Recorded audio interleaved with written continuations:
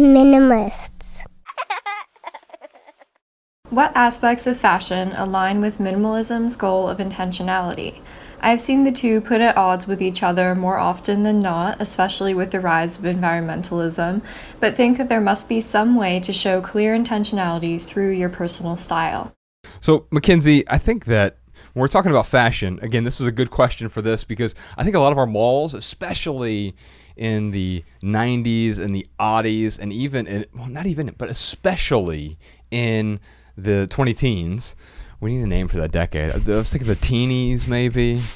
I like the teenies. I always call it's the 90s, the oddies. Yeah. Maybe the tennies. I don't know. Yeah. We'll figure it out. Right. Let us know on YouTube. Yeah, Write because in the comments. it works for everything. Teenies works for everything. Yeah, 2013 to 2019. I but know. Yeah, right. Anyway. Yeah. So somewhere in the 2010s, fashion really became this fast fashion thing, right? Yeah. And there's no intentionality in fast fashion. Let's just say that. Now here's the problem I have. I'm a hypocrite because I wear clothes that I suspect.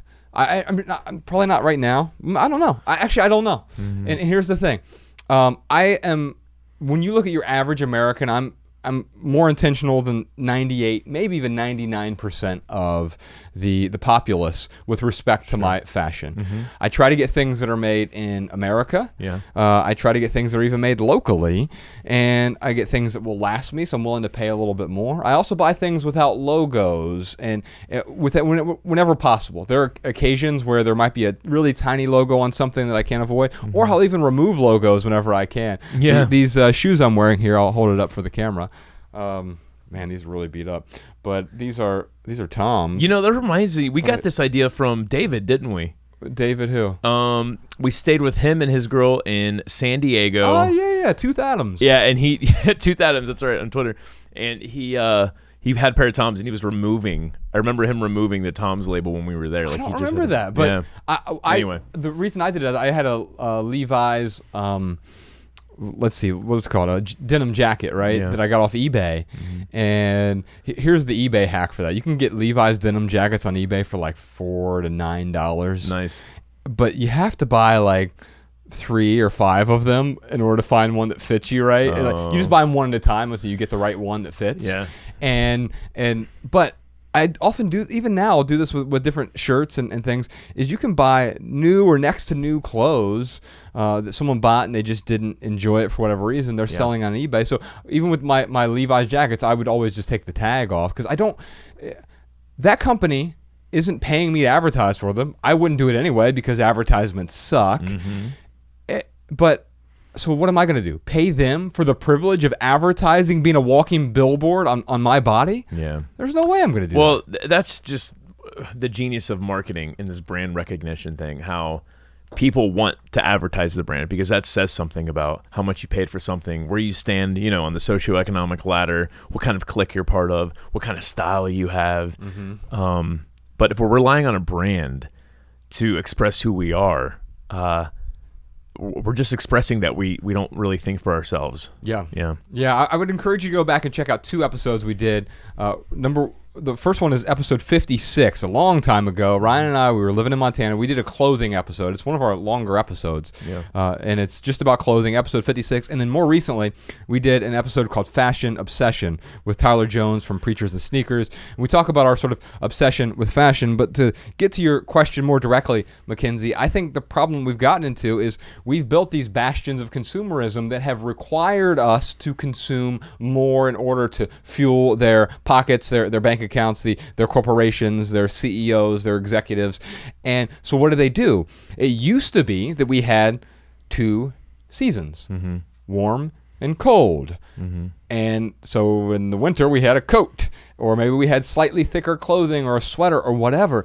But now you have places like H&M or other fast fashion places that do 52 seasons a year. Right. And they call them drops, right? And so and they do it in ways where it's like limited edition, trendy clothes. Well, if something is trendy, to me that's a red flag right away. Right. Trendy just means soon to go out of style. What does that mean? You have to replace it. Yeah. And if you have to replace something constantly, can you imagine, Ryan, if you bought your Toyota that you own, mm-hmm. and I don't know, let's say that once a quarter you had to paint it. Yeah. Because like there's a new cool paint job that was in style. Yeah, I would buy a better quality car. Right. But here's the thing, though. It doesn't mean the paint job was bad. We get rid of the clothes now because it's like, well, that paint style, that outer layer, the paint style, is now no longer fashionable. It's no longer in vogue. Well, you know what's interesting, though? I think that you can intersect fashion and minimalism. You can totally be fashionable and still be a minimalist. I would encourage, what's her name, Mackenzie, to check out Project 333 with Courtney Carver. Yeah. She hasn't checked that out, but yeah, in fact we did an episode with her recently, within the last year, about Project 333. She has a book of that same title. Yeah, some of the best dressed people at our events, some of the most fashionable people at our events are doing Project 333. Almost always, and that's the thing, because when we talk about intentionality, well, what is it? It's the deliberate use of the resources that we have. And I think one of the best places to go shopping is not at the mall. Right. They're dying anyway. By the way, you don't want to go to a mall right now, regardless. Right. But you want to go shopping in your own closet. Yeah. Because start there. Yeah, you have things in your closet. I did this. I know this is weird timing. This is a total coincidence, but this weekend I did it in my own closet. I got rid of I who owns next to nothing. I have a whole trash bag right now. One shirt, one pair of pants, and 67 jackets. I'm wearing 4 jackets right now. You have a trash bag full of clothes to go donate? Yeah. Wow. Sadly, none of them were jackets. Oh. I can't let go of my jackets. No, I get rid of jackets all the time. We're all hypocrites, man. Yeah, and here's the thing, though. Like, so I was talking about the hypocrite thing earlier, is I'm very intentional with my clothes. But still, 93% of factory workers in the United States who work under OSHA conditions, often in unions, often with a really good minimum wage and other fringe benefits, 93% of them say they work in sweatshop-like conditions. Wow. 93% of American factory workers. It's unbelievable. Garment factory workers. And so, yeah, it's staggering, because even though I try really, really hard to be intentional, you can only be so intentional, because the next step for me would be what? To make my own clothes, which I'm not going to do. Yeah, again, like those corporations, they're responding to the demand. Yes. Yeah, we need to demand different things. Right. And so I would recommend finding things that are more timeless. When I say something that is timeless, it means for your lifetime. Was it in style last year? Will it be in style next year? Maybe that's the good benchmark.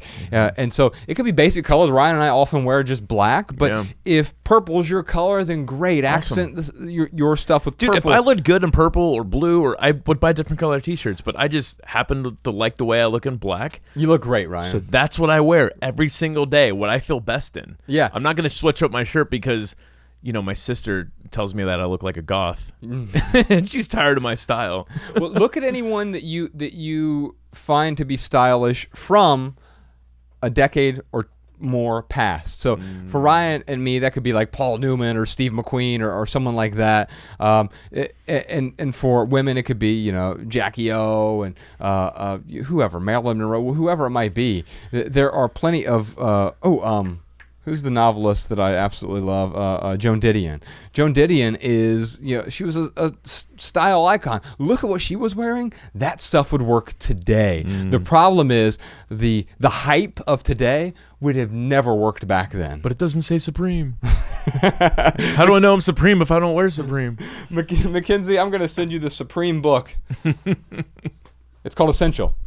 Essays by the Minimalists. It's a collection of 150 different essays, 12 different areas of intentional living, and one essay in here has to do with clothing, about the favorite clothes of a minimalist. I think you'll enjoy that, and the 149 other essays that are in that book. If you like our podcast, you'll like the audiobook version of that, or any of our books, or we'll send you the book or the ebook version if you'd like.